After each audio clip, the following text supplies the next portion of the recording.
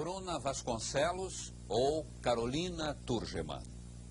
A história desta menina de Curitiba, sequestrada com 4 meses de idade e vendida a um casal israelense, é o tema do Globo Repórter desta noite.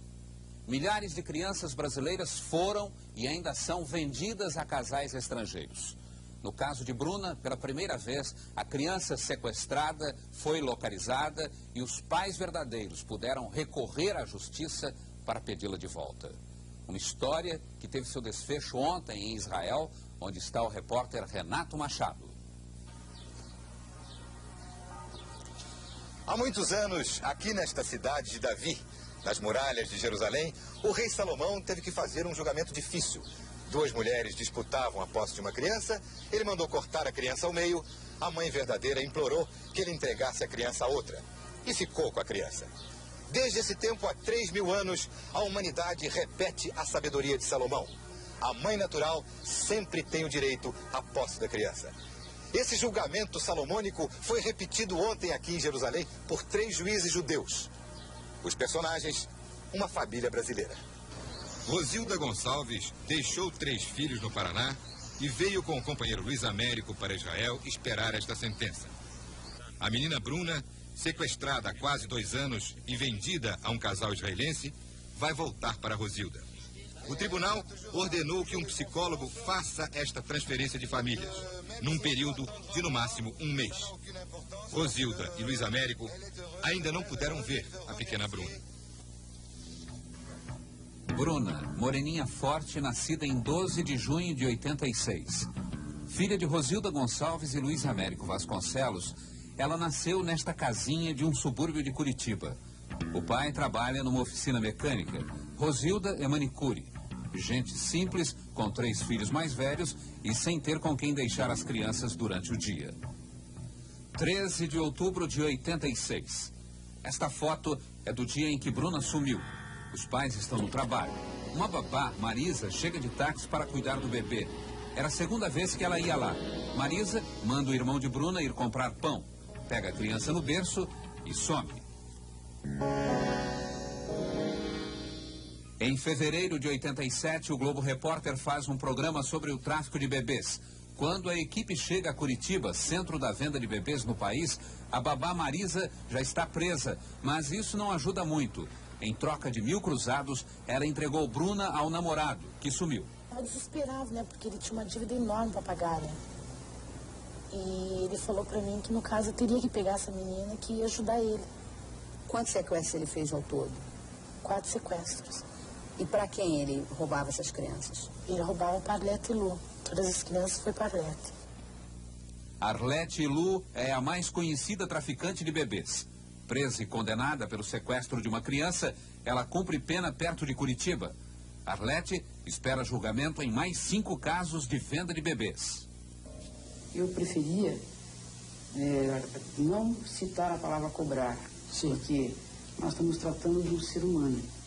De uma vez que seja ser humano, não existe, não tem sentido essa palavra cobrar. Eu preferia usar a palavra ressarcimento de despesas. A polícia sabe que a quadrilha leva as crianças ao Paraguai, onde são entregues a casais estrangeiros. Para mostrar como é fácil sair do Brasil com um bebê, a repórter Sandra Passarinho passa a fronteira em Foz do Iguaçu. No carro, uma jovem mãe e seu bebê. Ninguém pergunta nada, nem pede documento da criança. Não pediram nada. Foi assim que Bruna deixou o Brasil. Na entrevista ao Globo Repórter, os pais de Bruna contam o drama que estavam vivendo e o desejo de reencontrar a menina. Foi como se arrancasse um pedaço da gente, sabe? Então a gente faz um apelo, né, para todas as autoridades, né, competentes que não... Poxa vida, eu estou pedindo a minha filha uma coisa que é minha, né? Uma coisa que me pertence. Hoje a polícia sabe quem sequestrou Bruna, uma quadrilha internacional. A chefe, a advogada Arlete Lu. Ela armou uma rede que fornece bebês do Brasil para os Estados Unidos, a Europa e Israel. Arlete foi presa graças a uma denúncia de sua lugartenente Maribel da Rosa Pereira.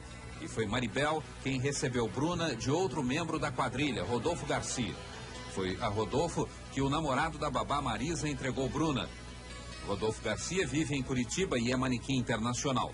Após o sequestro de Bruna, ele foi para Paris, mas voltou no ano passado a pedido da advogada dele e denunciou toda a quadrilha à polícia.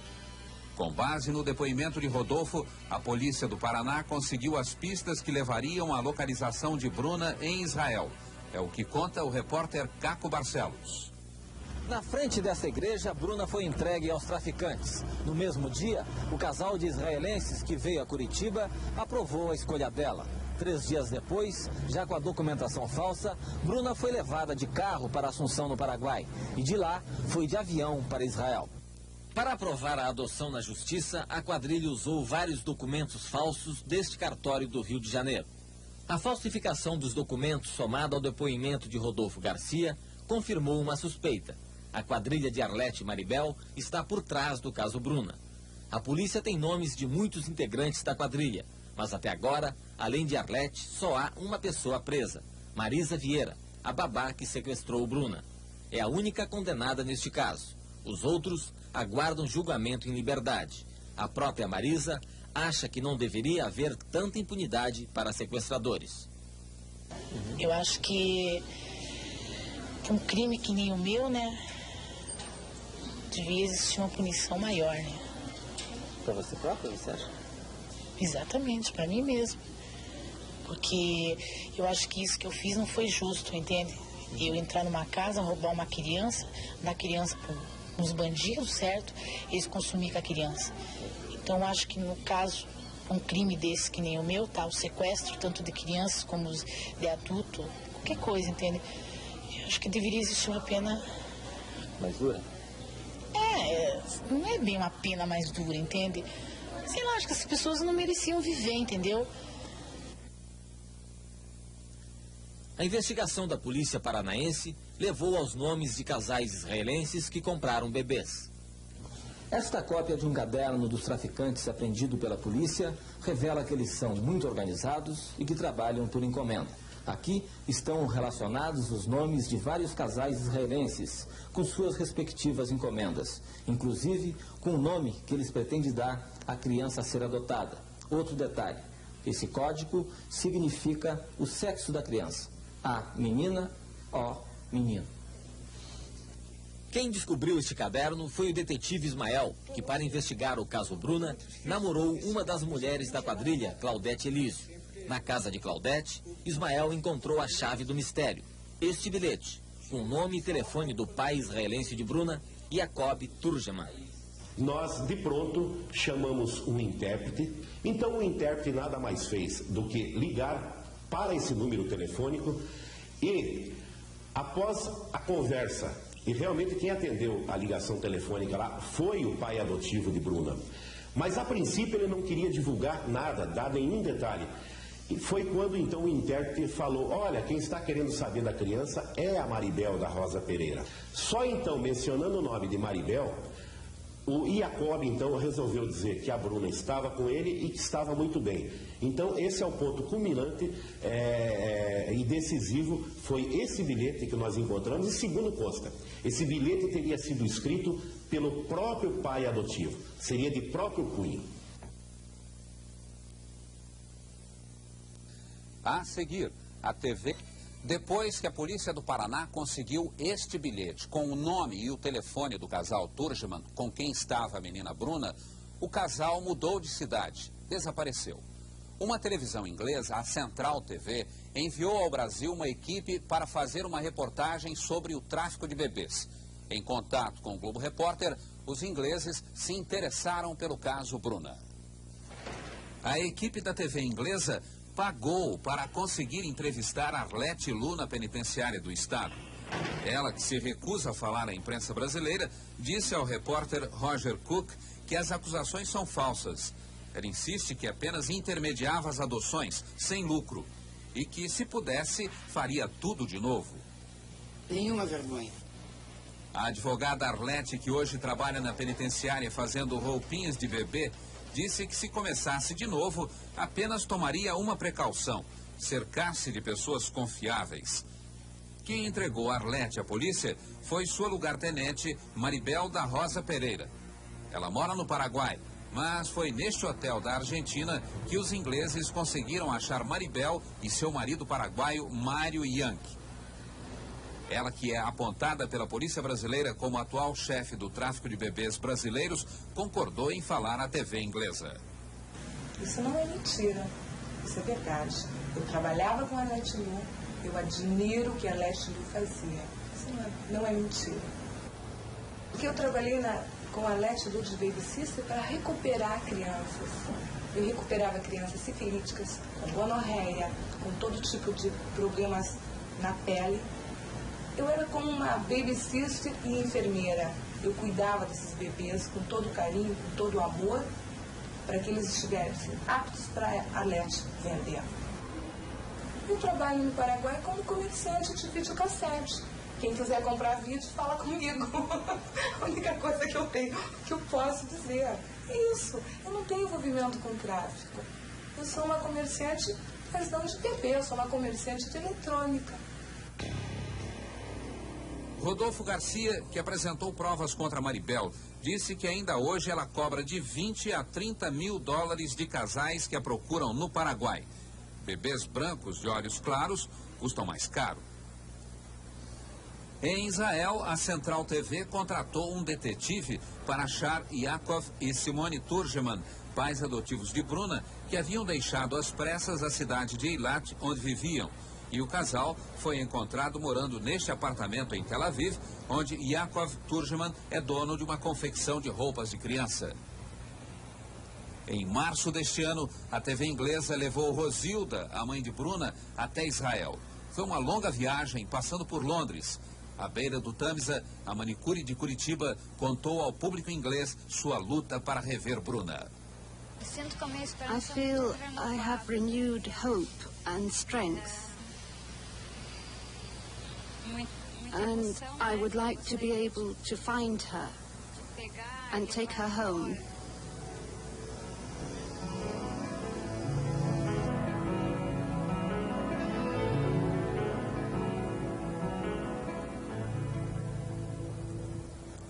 Em Tel Aviv, um momento dramático. Os ingleses fotografaram Simone Turgeman passeando com Bruna, que ela chama de Carolina. Rosilda, ao ver as fotos, confirma, é Bruna mesmo, não há dúvida. Para provar que é a filha dela, levou para Israel a marca do pezinho de Bruna quando nasceu.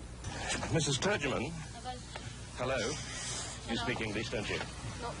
O repórter Roger Cook interrompe o passeio diário de Simone. A mulher só entende hebraico. O intérprete é chamado. Enquanto eles dizem a Simone Turgeman que aquela mulher é a verdadeira mãe de Bruna e que a menina fora sequestrada no Brasil, Rosilda aproveita para se aproximar de Bruna. Tímida, tenta um carinho. A menina não tem como reconhecê-la. Afinal, foi sequestrada com 4 meses, há quase 2 anos. A conversa termina mal. Simone, irritada, sai com a criança. E Rosilda vai atrás. Ela sabe que não deve tentar agarrar Bruna. Só a justiça poderá lhe devolver a criança. Todos sobem ao apartamento dos Turgeman. Simone lhe diz: você não pode levar a menina, nós a compramos. Na saída, abraçada a Roger Cook, Rosilda desabafa. Acho que o sentimento humano deve falar mais alto que o dinheiro, né? Eu não tenho culpa se eles compraram, não fui eu que vendi. Este foi o único encontro de Rosilda com Bruna em Israel até hoje. A partir daí, começaria a batalha judicial. O advogado contratado pela Central TV entrou com ação contra os Turgeman na Suprema Corte de Justiça de Israel, em Jerusalém.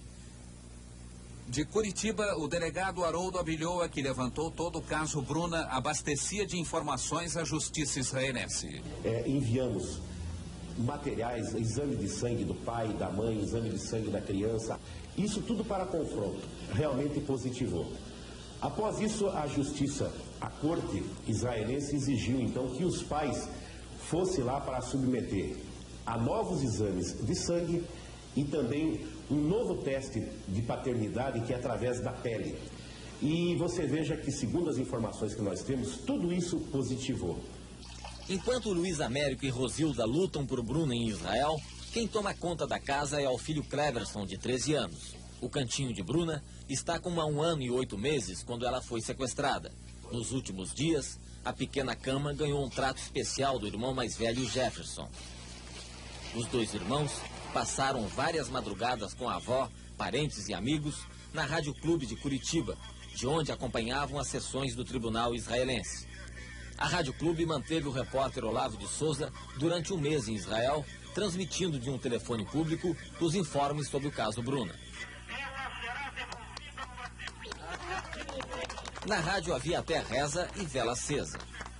Para as rádios, televisões e jornais do Paraná, o caso Bruna tem sido o principal assunto. Nessa madrugada fria, 10 graus em Curitiba, muita gente acompanhou nas ruas, nos barzinhos como esse aqui, o julgamento de Bruna em Israel. Qual é a sua expectativa aí, amigo? Que a menina venha pro Brasil. Dá pro Brasil o que é do Brasil. Curitiba todo, o Brasil já não se trata mais só Curitiba, é o Brasil que está sofrendo pelo caso Bruna, né? Eu acho que não se encontra uma só pessoa que não esteja se emocionando com o caso Bruna, né?